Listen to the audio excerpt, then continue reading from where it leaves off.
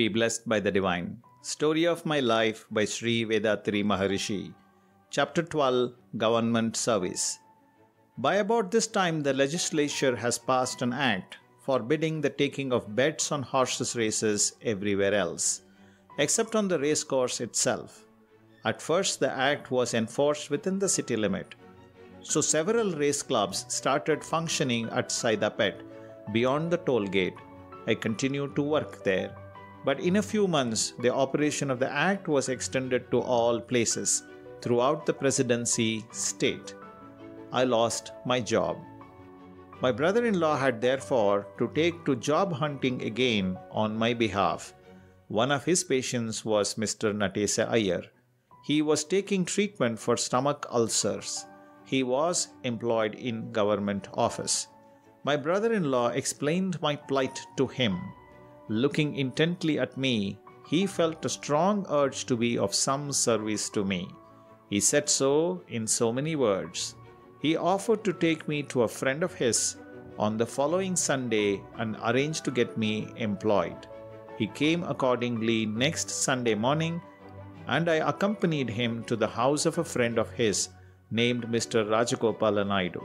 Mr. Natesa Iyer requested him most earnestly to provide a job for me. Mr. Rajagopal Naidu asked him to bring me to his office the next day. At 10:30 the next morning, Mr. Natesa Iyer, taking me with him, entered the postal audit office located near the Mount Road. That was a pleasant surprise. For 2 whole years before this, I had passed that way several times on my way to Mylapore from Mount Road. I had noted hundreds of employees going in and coming out of that building.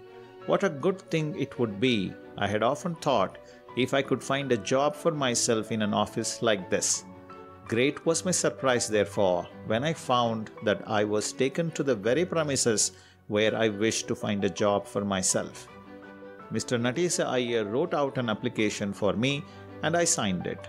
Mr. Rajagopal Naidu, who was the head of a section, had a talk with the head clerk for a while, endorsed my application suitably and sent it on to the head of the office. In 10 minutes, the paper with the pad to which it had been attached came back. There was now the officer's signature on it, approving of my appointment. What exactly was to be my work? What was my pay? I knew none of these details. After 1 in the afternoon, they gave me work. It was to open letters received by registered post and to record their particulars in a register kept for the purpose, noting the registration number, the address of the sender, as well as the date and the number assigned to the communication. I commenced the work and continued doing it till 5 in the evening, when Mr. Natesa Iyer stepped into my section and took me home to Mylapore. He told my brother-in-law, my young friend did not get the particular job I had in view for him. He has been given a lower job.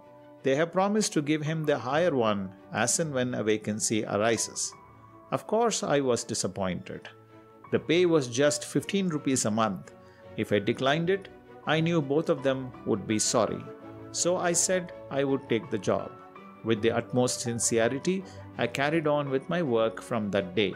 As promised, they transferred me to a higher post when the occasion came and were quite decent to me. But my salary was just 23 rupees. It was quite inadequate. For days on end, I was very much worried about the shortage and considered ways and means to meet it. The thought struck me one day, why not do some weaving too? That would bring in 10 more rupees per month. I suited my action to the thought. There was a weaver's colony about half a mile from my sister's house. The locality was called Tulukachitottam in those days. The name has been changed later on. I went there and hired a loom. Even in this, there was a snag. The owner said, we charge you, see, 1 rupee per loom per month. To lease a loom for only 3 hours a day, that we can't afford. I agreed to pay that 1 rupee myself in full. The master weaver who obliged was Mr. Thangavelu Mudaliyar, who was an active rationalist. I never opened my mouth in his presence to speak of any other matter, social or political, except just work and wages. Thus I managed to get on smoothly with him for 2 whole years, although I was steeped in religion and he was an atheist. My routine was like this: weaving from 6 to 9 in the morning, then bath and food, and to office at 11. The weaving again by lamplight from 6:30 to 8. Thus I eked out my livelihood, earning an additional 10 rupees.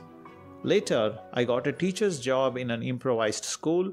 The work was confined to the morning and the pay was 7 rupees. Thus, manual labor was reduced to a certain extent. The story of my life by Sri Vethathiri Maharishi will continue. Visit simplifiedkundaliniyoga.com. Be blessed by the divine.